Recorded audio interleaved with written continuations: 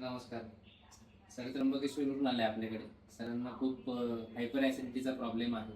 पित्त ॲसिडिटीच्या गोळ्या सर रोज घेतात आणि सरांनी आता आपल्याकडे क्लिन्झिंग थेरपी चालू केली. त्यातल्या 20 दिवसाच्या पूर्ण मास्टर क्लिन्झिंगमधलं सरांचा लिव्हर डिटॉक्स पूर्ण झालं. त्यात त्यांना खूप छान अनुभव आला आणि त्यांच्या मिसेसला सुद्धा सेम प्रॉब्लेम आहे. आज त्यांना सुद्धा घेऊन आले. सरांचा काय अनुभव होता आपण तो जरा जाणून घेऊ. लिव्हर डिटेक्शनमध्ये मला जे आधी त्रास व्हायचा म्हणजे पूर्ण पोट जड पडलेलं राहायचं आणि पचनाला सुद्धा जेवण केल्यानंतर तो जेवण साचूनच राहायचं, जड पडलेलं राहायचं. तर जेव्हा सरांनी जो फॉलोअप दिला आहे क्लिनिकचा, तर 2 दिवस मी ते औषध वगैरे घेतलं इथून नेलेलं. त्याच्यानंतर पूर्ण पोटातली जी घाण आहे ती पूर्ण म्हणजे जे कलरची घाणच कधी आपण बाहेर पडलेली नाही, ते त्या कलरमध्ये आणि खडे बारीक बारीक डॉट्स आणि सगळी घाण जवळजवळ एक पूर्ण दिवस साफ होत राहील.